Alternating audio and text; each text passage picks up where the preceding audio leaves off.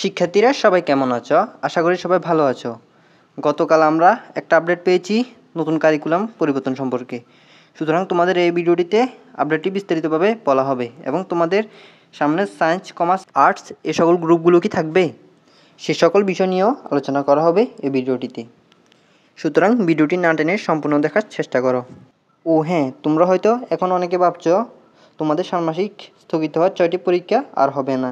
সুতরাং যারা এটি ভাবছো তাদের জন্য বিশেষভাবে একটা ভিডিও তৈরি করা হয়েছে। ভিডিওটিতে প্রমাণসহ দেখিয়ে দেওয়া হয়েছে যে তোমাদের ষান্মাসিক মূল্যায়ন স্থগিত হওয়া 6টি পরীক্ষা হবে।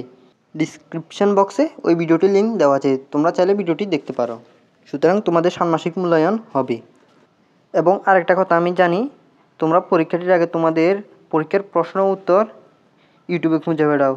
সুতরাং তোমাদের আর খুঁজে বেড়ানো লাগবে না, কারণ তোমাদের সঠিক প্রশ্ন উত্তর পরীক্ষার আগের রাত 8টা হতে 9টার মধ্যে MIT টিচার এন্টারটেনমেন্ট অর্থাৎ এই চ্যানেলটিতেই দেওয়া হবে।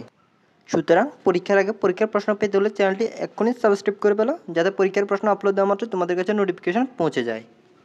তাহলে এখন মূল বিষয় পেরা যাক। এখন এই কারিকুলামটা হয়তো অনেকে চাও পরিবর্তন করা হোক এবং অনেকে চাও পরিবর্তন না করা হোক, কিন্তু এখনও শিক্ষা মন্ত্রণালয়ে একটা গবেষণা চলছে। তারা এই কারিকুলামটা সম্পূর্ণ বাতিল দিবে না, এটি সংস্কার করবে। এখন যে ফালতু নিয়মগুলো আছে সেই নিয়মগুলো পরিবর্তন করবে, তবে সম্পূর্ণ কারিকুলাম পরিবর্তন করার সিদ্ধান্ত হয়নি। শোনা যাচ্ছে সেপ্টেম্বর মাসের মধ্যে কারিকুলাম সংস্কার করা হবে, অর্থাৎ কারিকুলাম ডিরেক্ট পরিবর্তন করে দেওয়া হবে না। এতে শিক্ষার্থীদের ক্ষতি হতে পারে, অর্থাৎ ধীরে ধীরে বিভিন্ন সংস্কারের মাধ্যমে কারিকুলামটা পরিবর্তন করা হবে। তাহলে এখন প্রশ্ন হলো, আবার আগের মতো কি ক্লাস 9 থেকে ক্লাস 10-এ সায়েন্স, কমার্স, আর্টস এই গ্রুপগুলো কি থাকবে?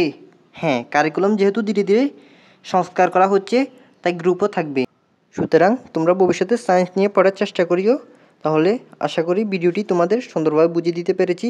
তারপরে যদি তোমাদের মনে কোনো রকম প্রশ্ন থাকে তাহলে কমেন্ট বক্সে বলতে পারো, এবং ভিডিওটি দেখে যদি কোনো রকম সাহায্য হয়ে থাকে তোমাদের, তাহলে একটা লাইক দিতে পারো।